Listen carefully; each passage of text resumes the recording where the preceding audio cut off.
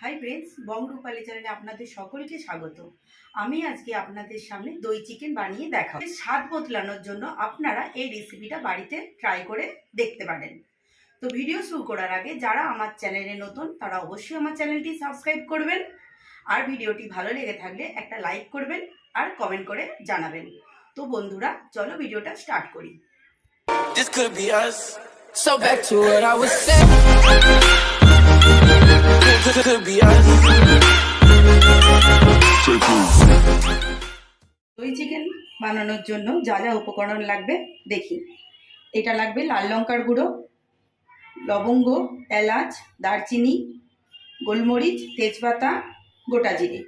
এটা রসুন বাটা, আদা বাটা, টমেটো কুচি, আলু, চিকেন, পেঁয়াজ কুচি, হলুদ গুঁড়ো, টক দই, কাসুরি মেথি আর কাঁচা লঙ্কা।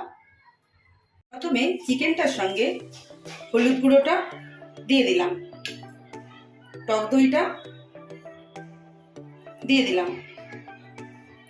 লাল লঙ্কার গুঁড়োটাও দিয়ে দিলাম,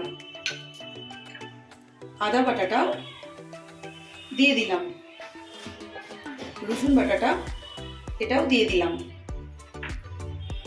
কাঁচা লঙ্কা কুচি এটাও দিয়ে দিলাম।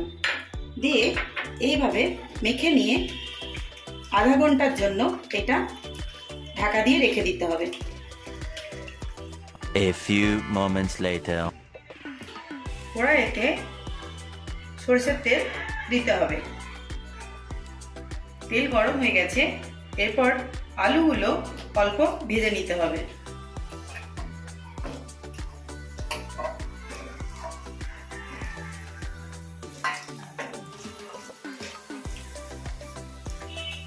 আলু ভাজা হয়ে গেছে, এরপর আমি আলুর টুকরোগুলো তুলে নেব। এরপর আমি তেজপাতা এইভাবে ছিঁড়ে তেলের মধ্যে দিয়ে দিলাম। তারপর গোলমরিচ দিয়ে দিলাম, গোটা জিরে সেটাও দিয়ে দিলাম, লবঙ্গ দিয়ে দিলাম, এলাচ দিয়ে দিলাম, দারচিনি দিয়ে দিলাম। এইভাবে হালকা আঁচে নাড়াচাড়া করে দিতে হবে।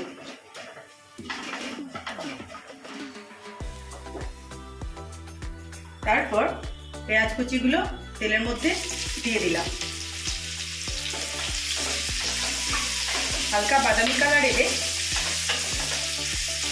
তারপর টমেটো কুচিগুলো দিয়ে দিতে হবে।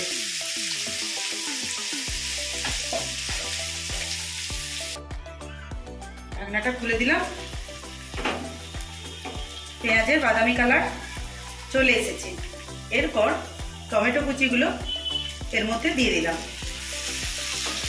দিয়ে আবার এইভাবে নাড়াচাড়া করে কিছুক্ষণের জন্য ঢাকা দিয়ে দিতে হবে। ঢাকনাটা খুলে দিলাম।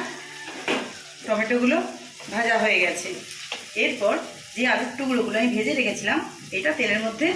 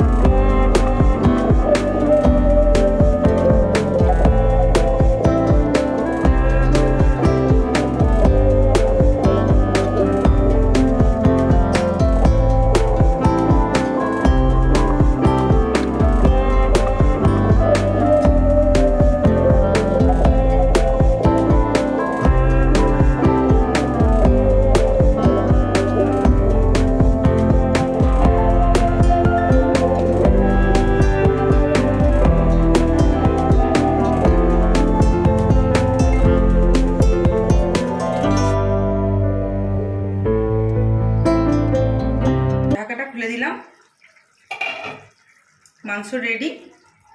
এইভাবে হালকা নাড়াচাড়া করে গ্যাসটা এবার বন্ধ করে দিতে হবে। তো আজকের ভিডিও এটাই। অন্য সময় অন্য ভিডিও নিয়ে আপনাদের সামনে আমি হাজির হয়ে যাব।